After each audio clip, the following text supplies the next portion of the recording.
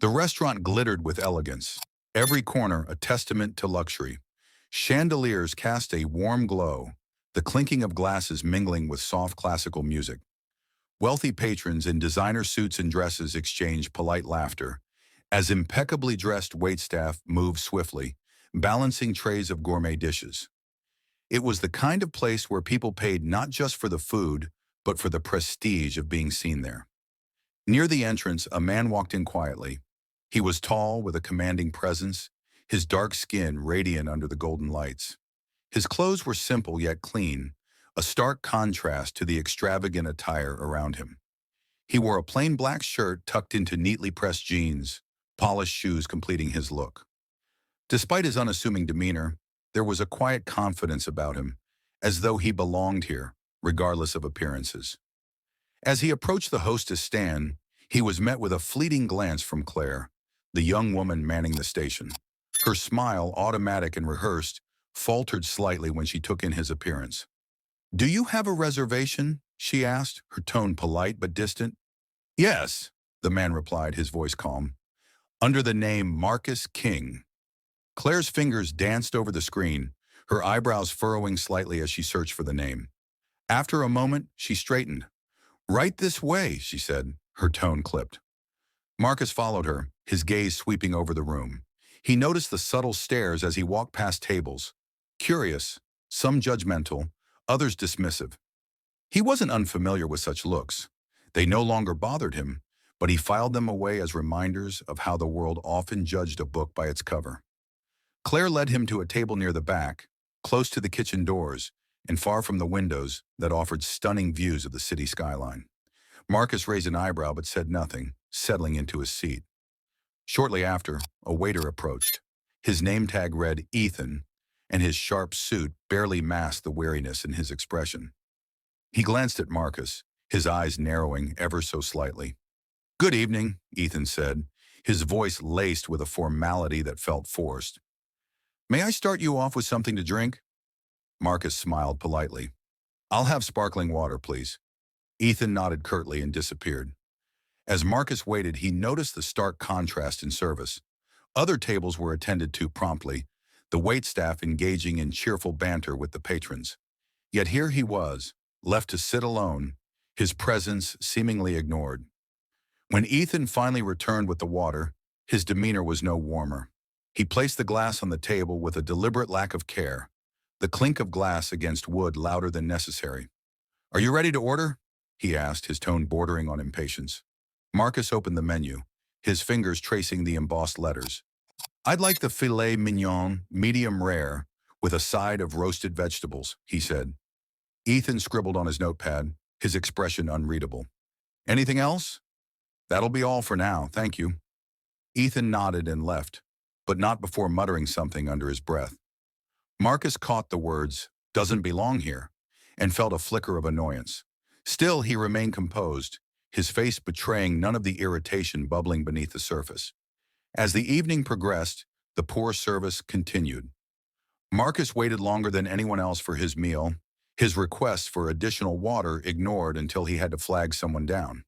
When the steak finally arrived, it was overcooked and served lukewarm, a stark contrast to the pristine plates delivered to the other tables.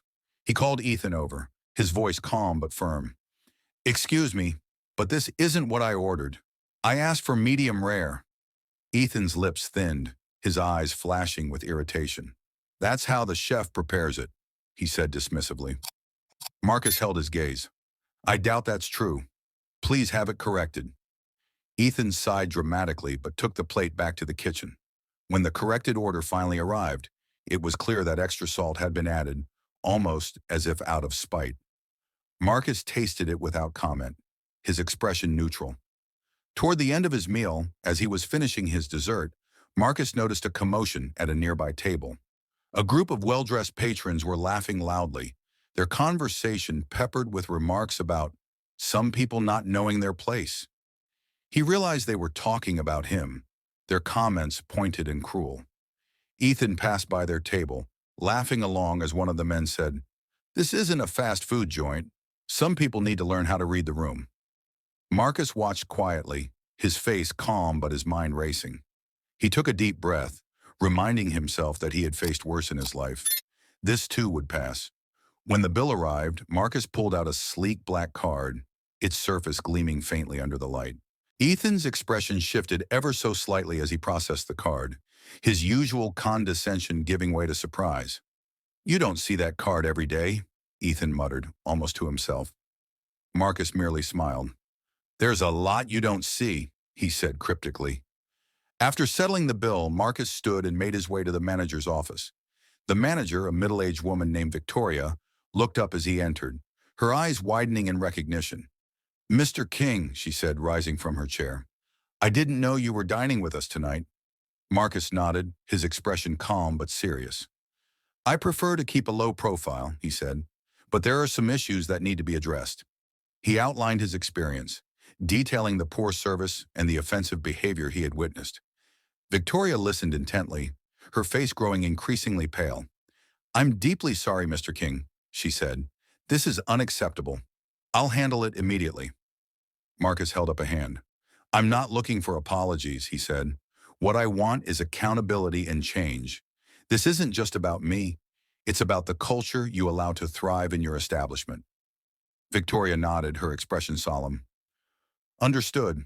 I'll ensure it's dealt with." As Marcus left the office, he paused near the front desk.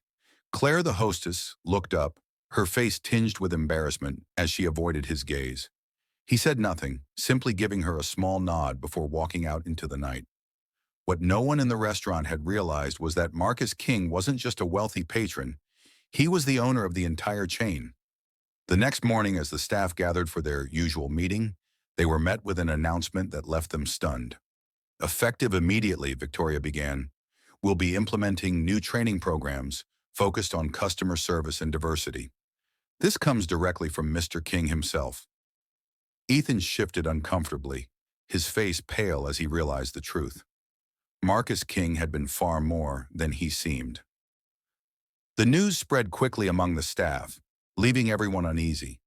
Ethan, in particular, couldn't shake the knot in his stomach. He replayed every interaction he had with Marcus the previous night, the arrogance in his tone, the disdain in his words. He had assumed Marcus was just another customer, one who didn't belong in such an upscale place. He had never imagined that the man quietly enduring his insults owned not just this restaurant, but the entire chain. The next day, Marcus returned, but this time he wasn't alone. He arrived with a team of consultants, trainers, and a few senior members of his management staff. The announcement of the mandatory training program wasn't just words, it was in full effect. The staff were gathered in the dining area, their usual duties put on hold as Marcus stood at the front, his calm but commanding presence silencing any murmurs. "I'm sure many of you recognize me now," Marcus began, his voice steady. "But last night, most of you didn't, and that's exactly the problem." The staff exchanged uneasy glances, their discomfort palpable.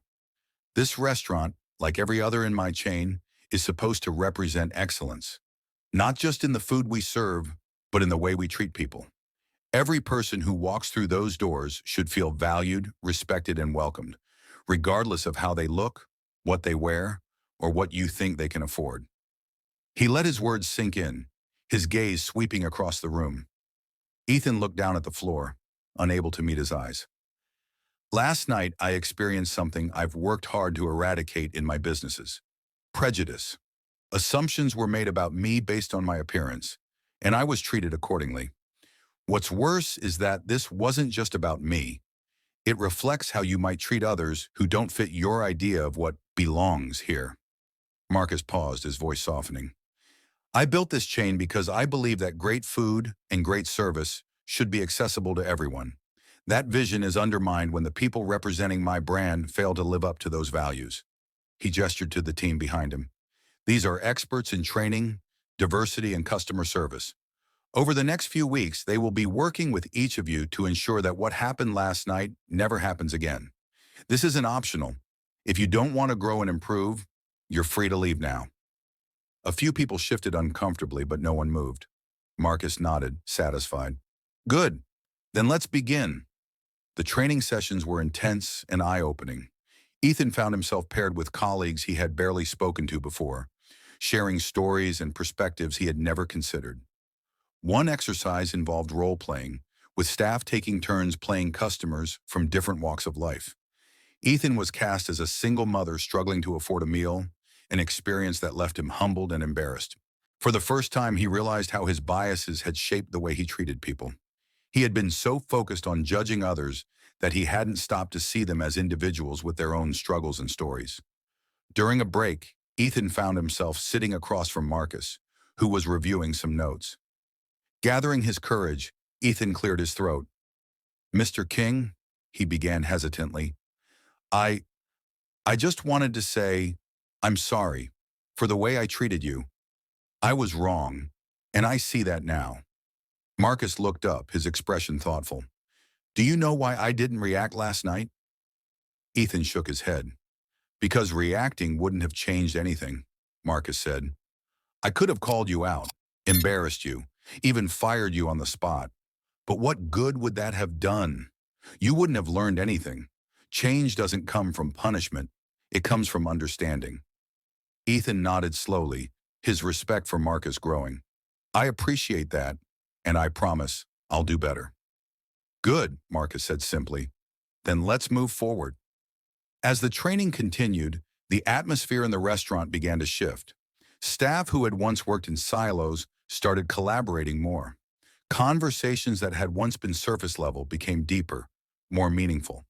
People began to see each other not just as co-workers, but as human beings with shared experiences and dreams. By the end of the program, the restaurant felt like a different place. The service improved not because of stricter rules, but because the staff genuinely cared about the people they were serving. One evening, a young man in a worn hoodie and sneakers walked in. The hostess greeted him warmly, and Ethan, now one of the restaurant's most attentive waiters, served him with the same professionalism he would have shown to a billionaire. When the young man left a generous tip and a note thanking them for the best service he'd ever received, Ethan felt a sense of pride he hadn't felt in years. Later that night, as the staff gathered for their end-of-day meeting, Marcus stood before them once again. "I'm proud of the progress you've made, Bjornmund," he said, his tone genuine. "But remember, this isn't just about this restaurant or this chain. It's about how you carry these lessons into your everyday lives. Every person you meet is fighting battles you can't see. Treat them with kindness. Lead with empathy. That's how we change the world. One interaction at a time." The room erupted in applause, but Ethan's clap was the loudest. For the first time, he felt like he was part of something bigger than himself, and he vowed never to go back to the person he had been. Months passed, and the restaurant thrived under its newfound ethos. Word spread about the exceptional service and welcoming atmosphere. Customers from all walks of life filled the tables, and the staff took pride in ensuring every guest felt valued. Marcus, while often busy with other ventures, visited occasionally, always observing quietly, always pushing for better. Ethan had become a different person. Once known for his sharp tongue and impatient demeanor, he was now the first to offer help to his colleagues, the one customers remembered and praised. His transformation wasn't just noticed by his coworkers, it extended beyond the walls of the restaurant. One day, as the staff prepared for their shifts, Victoria, the manager, gathered everyone for an announcement. "We're hosting a special event tonight," she said, her eyes scanning the room. "It's a charity dinner to support underprivileged students in our community. Mr. King personally chose our restaurant for this event, so let's make it unforgettable." The team buzzed with excitement and nervous energy. Hosting such an event was both an honor and a challenge. Ethan felt a deep sense of responsibility. He wanted this night to reflect the lessons they'd learned and the growth they'd experienced. As the evening began, the restaurant transformed into a hub of activity. Elegant table settings, soft lighting, and live jazz music created an atmosphere of warmth and sophistication. Guests arrived in a mix of formal and casual attire, each one greeted with genuine smiles and impeccable service. Among the attendees was a young girl named Amara, just 16 years old, with a shy demeanor but eyes that sparkled with curiosity. She had been invited as a beneficiary of the charity, her story one of resilience and determination. Despite growing up in poverty, she had excelled in school, dreaming of one day becoming an engineer. Ethan found himself serving her table. As he poured water into her glass, he couldn't help but notice her nervousness.